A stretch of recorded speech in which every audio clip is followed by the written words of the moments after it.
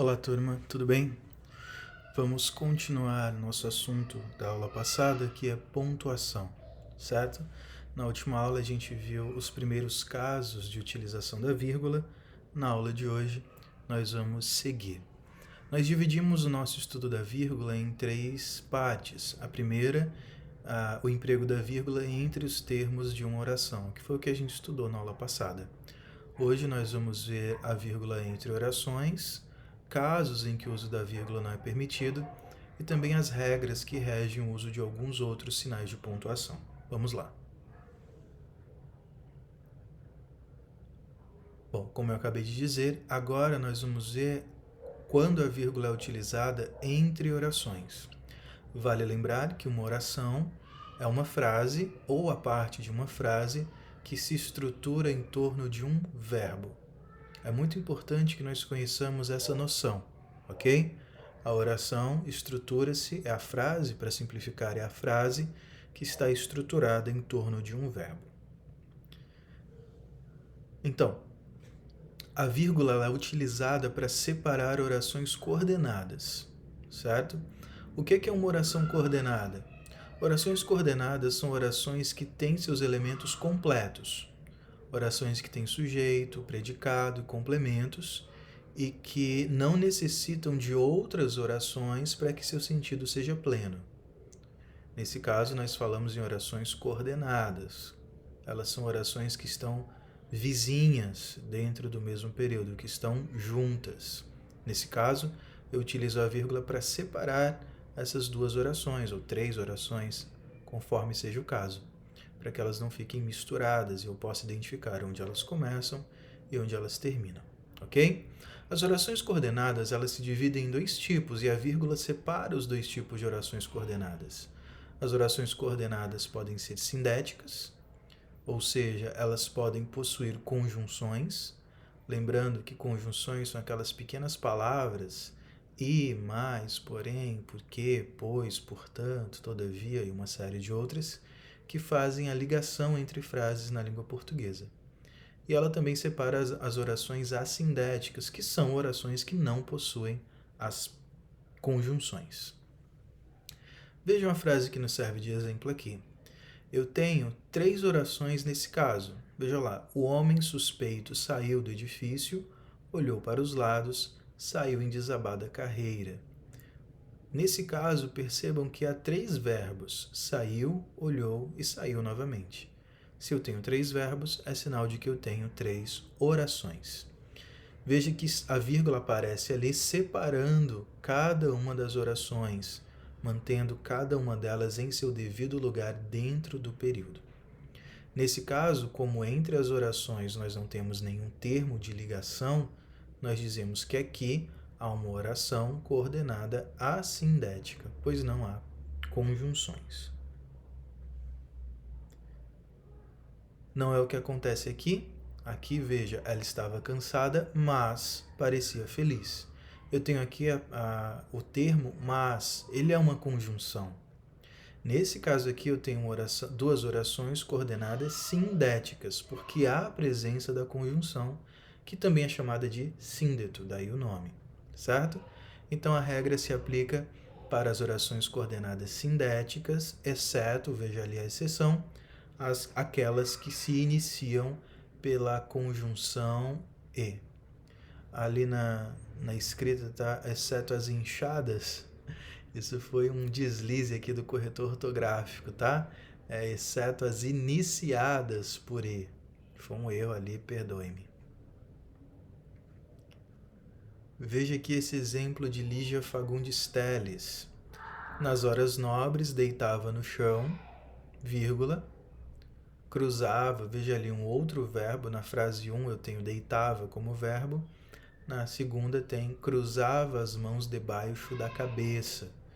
Aqui eu tenho um outro verbo, portanto, outra oração, e a necessidade, portanto, de isolar as duas com vírgula. Cruzava as mãos debaixo da cabeça e ficava olhando as nuvens. Eu tenho ali um outro verbo, no caso aí uma conjunção verbal, uma locução verbal, ficava olhando. Note que entre a segunda e a terceira oração, cruzava as mãos debaixo da cabeça. e ficava olhando as nuvens, eu não tenho uma vírgula, eu tenho um e, uma conjunção e, tá? Isso se aplica aqui na regra, tá? Ó, a vírgula vai separar orações coordenadas sindéticas, exceto as iniciadas, nada de inchadas, as iniciadas por e. É o que acontece aqui. Veja que entre essa e essa não há nenhuma conjunção, não é? Portanto, vírgula. Já entre essa e essa, eu tenho a conjunção e, o que não justifica a utilização da vírgula.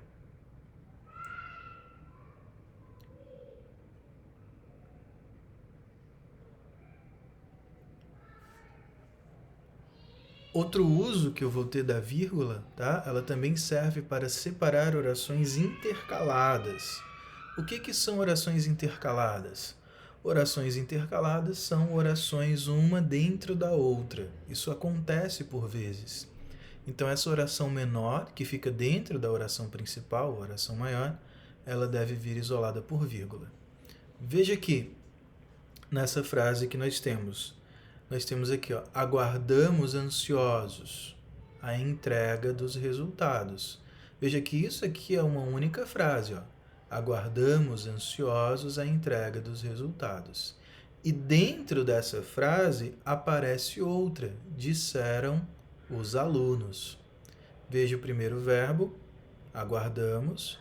Aqui o segundo, disseram.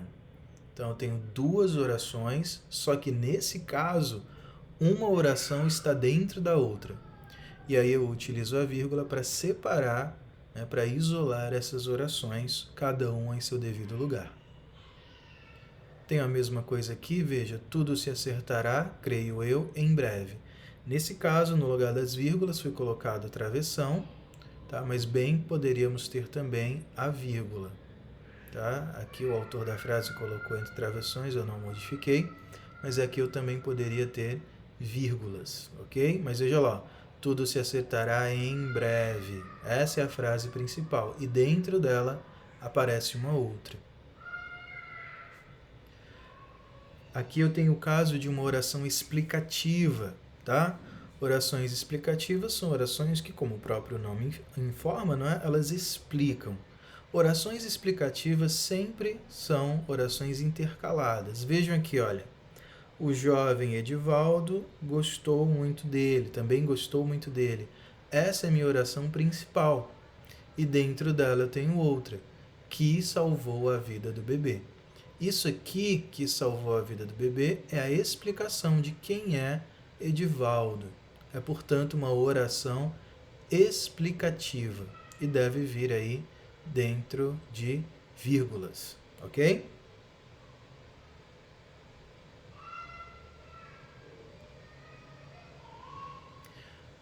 Aqui são os casos em que a vírgula não deve ser utilizada, tá? Esses casos são proibidos pelas regras da língua portuguesa. Vamos ver quais são. São 4. Eu não devo utilizar a vírgula entre o sujeito e o predicado. Lembrando, o sujeito é aquele ou aquilo de quem a frase fala e predicado é o que se diz do sujeito. Entre sujeito e predicado não deve haver vírgula. A mesma coisa entre o verbo e os seus complementos. Nós vimos verbos e complementos quando estávamos estudando regência verbal. Entre o verbo e seus objetos ou complementos também não deve haver vírgula. O mesmo se aplica entre o nome e seus complementos nominais. O complemento nominal nós vimos quando estávamos estudando regência nominal. São aqueles termos que completam o sentido dos nomes. E também não devo ter vírgula entre o nome e o adjunto adnominal. O conceito de adjunto adnominal nós ainda não vimos, portanto vamos relembrá-lo aqui. O que é um adjunto adnominal? É o termo que especifica ou delimita o significado de um substantivo, portanto ele geralmente está ali próximo do substantivo. Vejam aqui. O orvalho frio e a névoa garoenta dão uma trégua ligeira às crianças. Vejam aqui, olha, não é qualquer trégua, não é? Eu tenho uma trégua que é ligeira. Veja como este ligeira especifica o substantivo trégua. Isso aqui é, portanto, um adjunto adnominal. Então, não poderia ter uma vírgula bem aqui, certo? Vejam lá, eu não posso ter vírgula entre o sujeito e o predicado. Quem é o sujeito dessa frase? O sujeito é o orvalho frio e a névoa. Tem dois sujeitos, o orvalho frio e a névoa garoenta. Eu tenho aqui um sujeito composto. E qual é o predicado? É isso aqui, ó. Dão uma trégua ligeira às crianças. Então, não poderia ter uma vírgula aqui, porque isso aqui é sujeito e isso aqui é predicado. Ok? Veja lá que a vírgula também é proibida entre o verbo e os seus complementos. Veja que o verbo é o verbo dar nessa frase. Quem dá, dá alguma coisa. No caso da frase, uma trégua ligeira. E quem dá, dá algo a alguém. Então, eu tenho dois complementos aqui para o verbo dar. Tá? Então, não posso ter vírgula entre o verbo e seus complementos. Tá? Não posso ter vírgula nem aqui e nem aqui entre os complementos. Ok? No caso do adjunto adnominal, é o que a gente viu aqui na trégua ligeira. Veja que ligeira especifica o substantivo, então eu também não posso ter vírgulas aqui. Olhem aqui. Aqui nós temos um caso de complemento nominal. Brincar é uma atividade acessível a todo ser humano. Veja aqui, olha, acessível é um adjetivo. Mas notem que é um adjetivo que não é completo em si. Ele necessita de um complemento. O que é acessível é sempre acessível a alguém. Então, aqui, a todo ser humano. Eu não poderia ter uma vírgula aqui, porque eu tenho o nome e o seu complemento. Ok? Encerradas lá as regras da vírgula, vamos passar agora a alguns outros sinais de pontuação. Eu não vou alistar todos aqui, pois a utilização de alguns deles é bem simples e vocês têm uma descrição dela no material complementar que está disponível na nossa classe lá do Google Classroom, ok? Bom, o ponto. O ponto é empregado para indicar o final de uma frase declarativa, que pode ser um período simples ou composto. Então, vou utilizar o ponto quando eu encerrar uma frase. A frase foi dada, foi dita e encerrada, coloca-se ponto. É o que a gente vê aqui. Escrevo logo a melodia no primeiro papel que encontro ou no maço de cigarros. Ponto. Encerrou-se a sentença, tá? Veja, eu tenho o sujeito, tenho o verbo, tenho seus complementos. A frase tem um sentido completo, portanto, não há necessidade de estendê-la. Colocamos, portanto, um ponto. Quando vocês estiverem escrevendo, é aconselhável que vocês utilizem-se de frases menores, frases mais curtas. Assim vocês conseguem ver o começo e o meio delas. Muitos estudantes acabam povoando seus textos com muitas vírgulas e muitas vezes temos frases que começam e não terminam. Desse modo, a utilização dos pontos ou de frases mais curtas, ela é mais indicada enquanto vocês estiverem escrevendo. Nós também utilizamos o ponto nas abreviaturas. Vejam aí, antes de Cristo e Vossa Excelência como exemplos. Ok? Sempre há ponto depois das abreviaturas. No caso das abreviaturas, depois delas, não é necessário utilizar a inicial maiúscula, a menos que depois dela se comece uma nova frase. Se a frase terminar com uma abreviatura, não é necessário repetir o ponto. Esse ponto da abreviatura ele passa, se estiver no final da frase, a ter uma função dupla, a de ser ponto da abreviatura e também ponto de final da frase. Ponto e vírgula. Esse sinal de pontuação é muito pouco utilizado entre os estudantes, pois eles não conhecem bem como ele funciona. As gramáticas e os professores costumam dizer que ele marca uma pausa intermediária entre o ponto e a vírgula.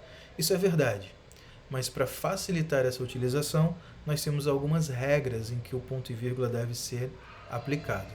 Lembrando que a utilização dele é bastante subjetiva.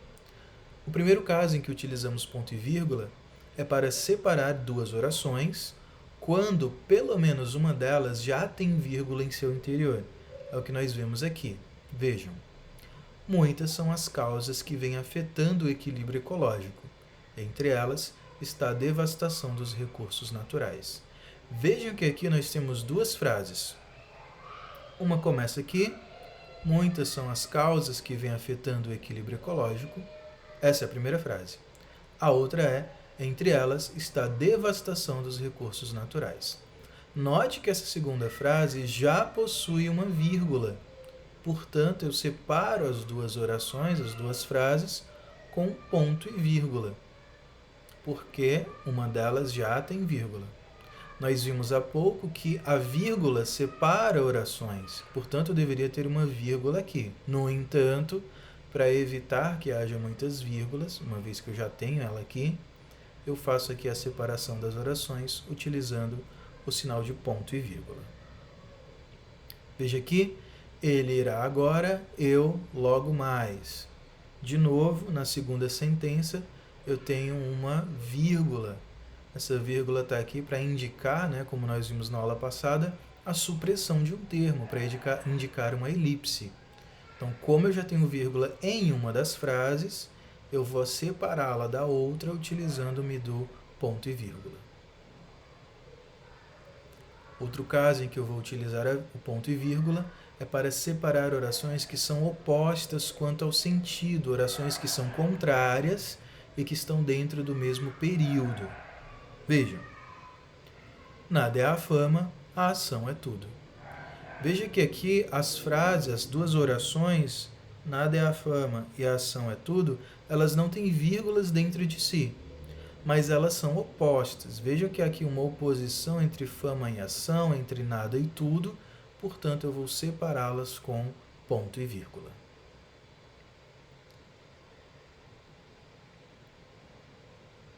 O último caso de utilização do ponto e vírgula é para separar os itens de considerandos, decretos, leis, portarias, etc.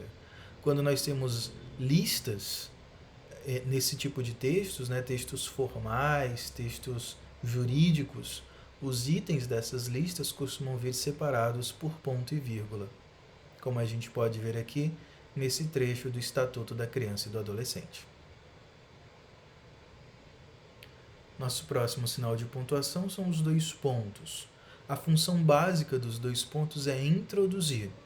Quando nós vemos dois pontos, isso indica que a frase não terminou, que aquela informação será complementada de alguma maneira, seja por uma citação, seja por uma enumeração, um esclarecimento ou quaisquer outros termos.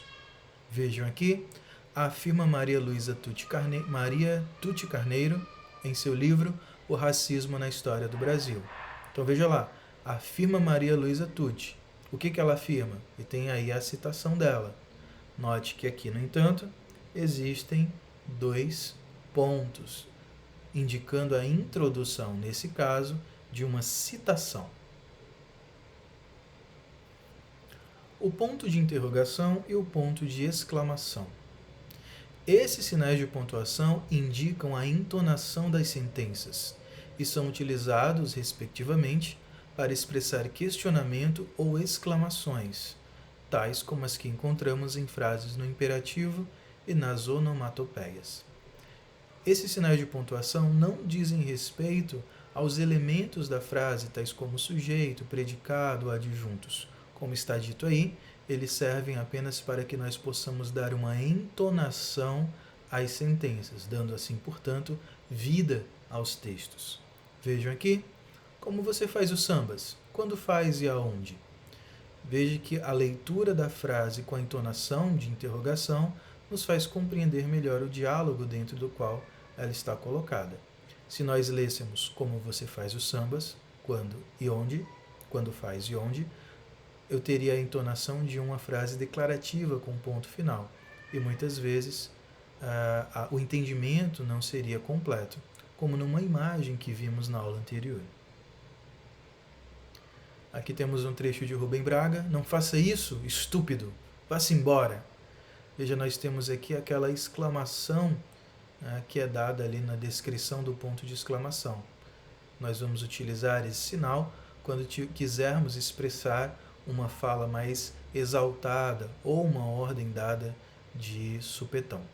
Lembrando que em textos técnicos, textos dissertativos e acadêmicos, o sinal de pontuação não deve ser, o sinal de exclamação não deve ser utilizado, ok?